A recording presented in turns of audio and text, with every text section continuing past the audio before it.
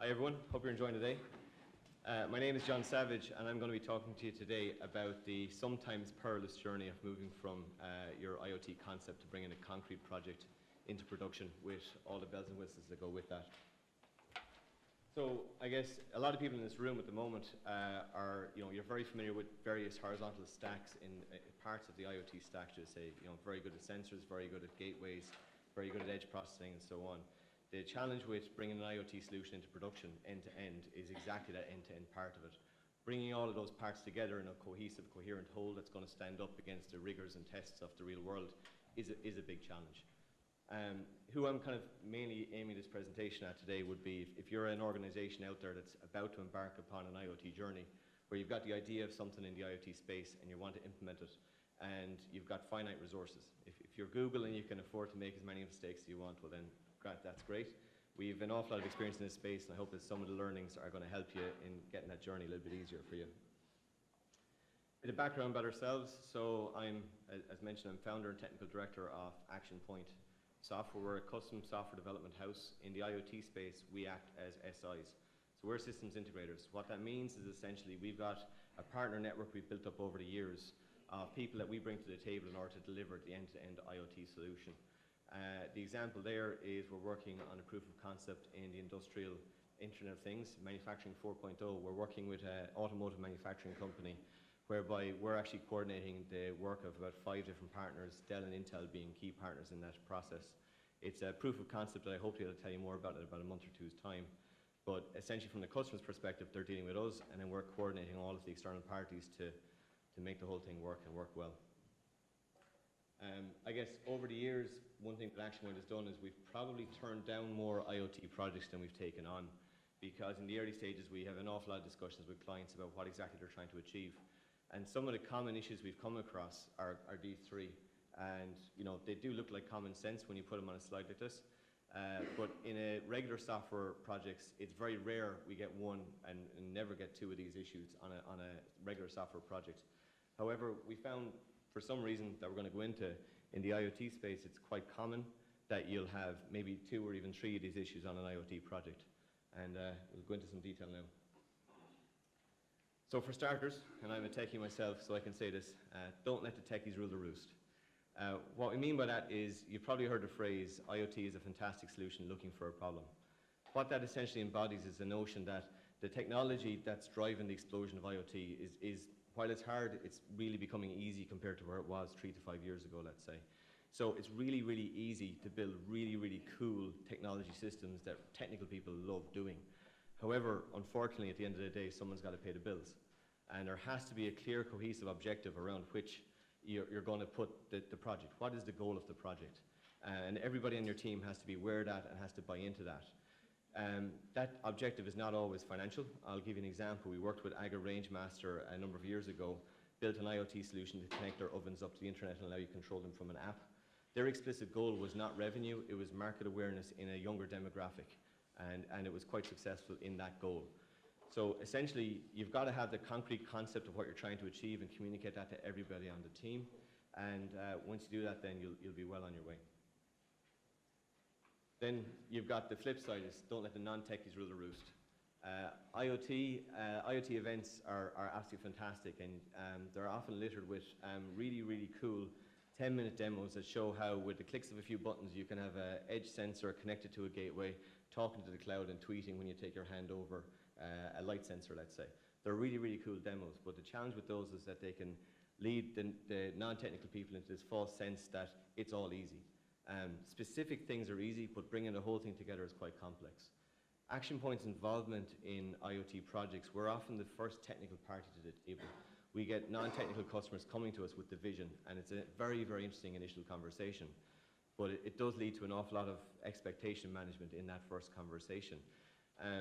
As a non-technical person, don't be afraid of the technology, but make sure you're working with a technical team that can communicate with you in language that you can work with.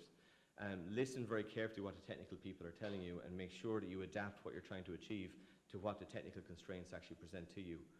Also, there's often going to be very subtle things that the technical guys might bring to the table that are going to have a very big impact on your business.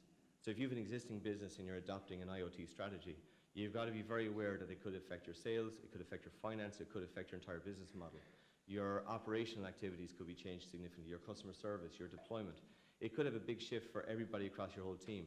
So, make sure as a non-technical person that you're watching out for that during the early stages of the IoT project, and you understand as much of the impact across your team as you can. So, I guess what you need to do is balance the technical and non-technical. And a challenge with IoT is that from the outside, a really good IoT project looks like magic. It looks really, really easy.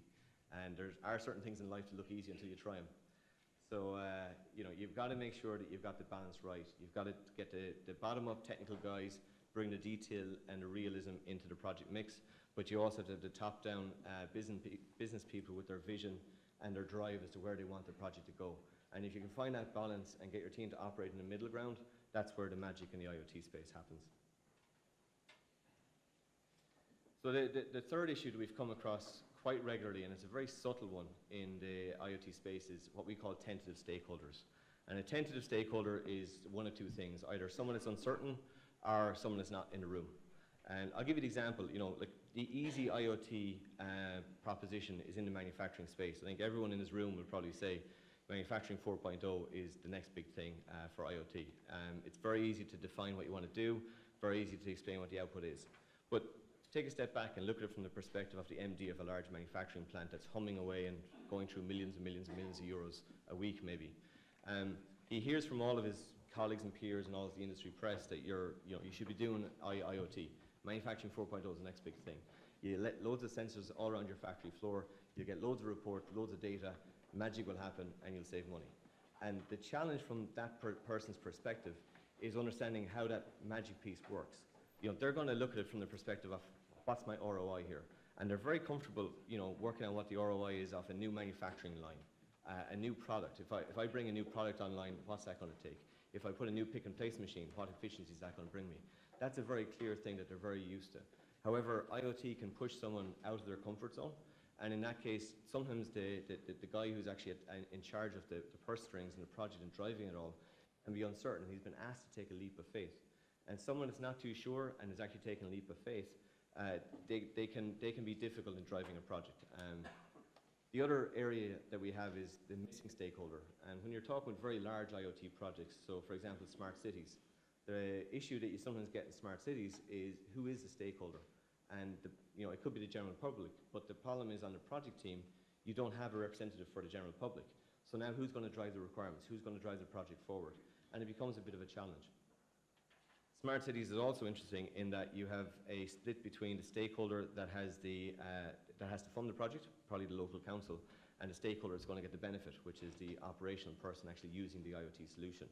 And at the end of the day, if there's a conflict between the two of them, then who's going to win, essentially? So you've got to end up in a situation where your stakeholder is comfortable and committed to the project. That's fundamentally it. If you've got a project where the stakeholder isn't quite driving it, you could end up in a world of hurt. Now, the stakeholder's primary responsibility is to drive the project, but they also have to fund the project. So if you ask a stakeholder what's going to make them comfortable, they're going to ask you one question. And any guesses as to what that question is? No, it's how much is it going to cost? So essentially, we've been building custom software for well north of a decade at this stage. And when it comes to the how much will it cost question, we're very, very well tooled up to have that conversation. Essentially, it quickly becomes a case of we don't know how much it's going to cost at this stage because we don't know what it is, and actually nor do you. We're going to have to work together to work out exactly what it is, put the scope together in place, and put a project budget, and then off we go. It's a very defined process that works really, really well. In the IoT space, though, it's a whole lot more complex. And what we've started doing in Action Point is changing the phraseology from a project budget process into a journey. And here's why. I'll give you an example. So about a year ago, we had a smart light bulb IoT startup company come to us. And they were probably the best prepared team that came to us for a very first initial client meeting. They came in with the bulb in their hand. They had all the electronics wizardry in the bulb. They were telling us that this allows you to dim the bulb, change the color of the bulb, have bulbs talk to each other, report energy usage to the cloud and so on. It was a pretty fantastic bulb. And then they had great screen-by-screen mock-ups of how their app is going to work. And they're able to talk me through the mock-up. You know, you're going to go in here to set your mood. You're going in here to set your tone. You'll hit here to automate your house lights at night. You'll go here to see your energy usage and so on. It was a really cool concept. So essentially the question that they posited to us was, you know, how much is it going to cost to build an app? And it sounds fairly easy. Well, we ended up with like a 1-hour conversation with them that significantly changed the course of their business. So we started kind of enumerating the main areas that are involved in bringing an IoT project into production. And these are the top level items. But within each of those, there's an awful lot of further consideration to take. Now, I'm not going to read through every single part of this, but two of them jump out in particular that are subtle but surprising the impact that they'll have. The first is just consider the story of you eventually bring this thing to market, it's in B&Q, and a customer buys it. They bring that bulb home, they've got their smartphone, the smartphone's connected to the cloud, the bulb isn't. How do you get the bulb connected to the cloud? It's basic device provisioning, but it's got a huge impact on how you actually manufacture the bulb and what has to go into the bulb. So let's say you take the path that I'm going to get that bulb to connect via the user's local Wi-Fi. So for starters, you're assuming every house has got local Wi-Fi or you can't sell your bulb. So if it's going to connect to local Wi-Fi, it's got to know how to, you know, username and password and so on to get into the Wi-Fi. There is no screen on the bulb and there's no room for a screen on a bulb. So you now need a Bluetooth connection between the bulb and the phone so the phone can actually talk to it and give it the details so as it can connect to Wi-Fi. So all of a sudden out of that conversation, the bulb now needs a Wi-Fi chip and a BLE chip. But then what if you think of, do you know what, if you look at your target market and not everyone's got Wi-Fi, you now might need a Zigbee local gateway. For the energy side of things, you might use the likes of Sigfox to communicate your energy usage back into the cloud. But for remote control where you need immediate response, that might not be the issue. So there was a whole conversation kicked off on that one question alone that had a significant impact from unit costs, electrical design in the bulb, and so on. So that was one interesting conversation. And then the other one was, on the back end, if you're selling this into the customer base, into public customer base, they're going to have questions. They're going to want to call somebody. That person they call is going to have to be able to answer those questions. So you basically need a whole customer service interface into your back-end cloud system. So, you know, when did Jim last turn on his lights? Have we not seen the lights for the last 2 days? If we haven't, that's probably a broadband connectivity issue. Giving the customer service person the tools to be able to intelligently talk to the end customer about where the possible problems are was a pretty big challenge. So the customer service piece became big. And then even it came into what's your business model? How are you going to sell these? Are you going to actually sell an annual subscription for the bulb access? Well, if you do that, now again, your customer service system's impacted because you got to handle billing, you got to handle refunds and so on. So you can see that these little small threads, when you start pulling them, become very big things. And that's why when you're building an IoT project, you've got to take it a piece at a time. So does anyone in the room know what this equation is?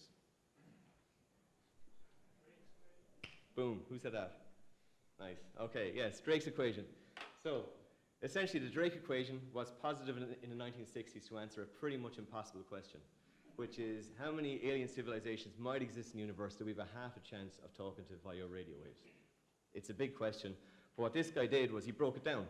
And the value of Drake's equation is not any given answer, because there's a lot of controversy over the answers, but it's given people the thought process and the structure with how to address what is otherwise an almost impossible problem. I won't even go into it, have a Google of it. It's an interesting topic in itself. It'll cost you half a day in Wikipedia though, so be careful.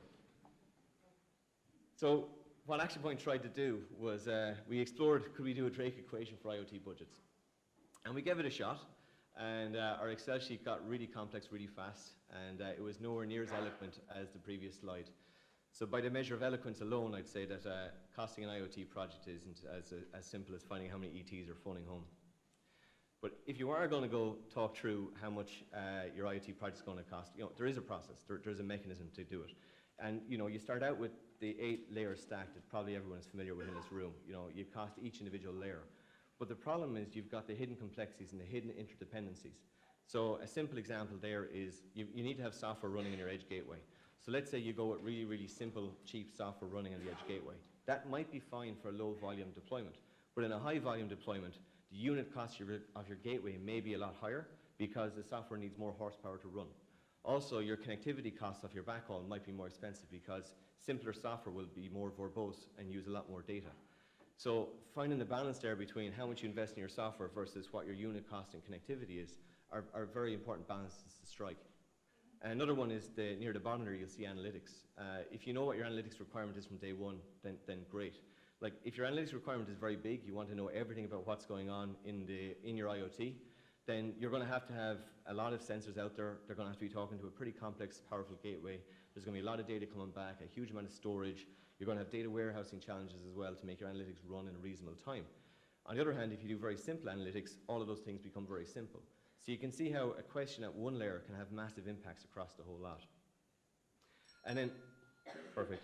So essentially, when you're looking at costing the IoT project, you have to take it a bite at a time, basically, and MVP is key. You've probably heard MVP, and in the IoT space, doing a minimal viable product is absolutely critical. But you've got to do it right. And the example here is an MVP done wrong and an MVP done right. In the IoT space, an MVP done right is when you go through every single layer. So your first version is touching every single part of the IoT stack. In this MVP, the project goal was something to get around it. And at the very start, they started building it incrementally, but at no point in time was it usable until the end. Whereas when an MVP is done right, you boil it down to its essence. So I want to get around, the simplest way to get around is a skateboard. You get some user feedback, you add a handle, that becomes a bike, and very quickly you've actually got a usable mode of transport. And that's the mindset to be in when you're designing your MVP in the IoT space. So I guess in summary, I hope that some of this gives you an idea of where some of the road bumps might be, or speed bumps might be, and it gives you some of the tool sets in delivering your IoT project. I just can't overemphasize enough that mindset of building an MVP. And the other piece of advice I'd strongly give you is that no organization can do an IoT solution end-to-end on your own. You're going to have to bring in third parties to do so. When you do that, bring them in as partners, not vendors. And what I mean by that is if you bring in someone and it's on a vendor basis, you're kind of keeping them at arm's length. You've got to bring in someone that's going to work very closely with you, be a part of your team, and enable your success. So I'd like to thank you for your time, and if you have any questions or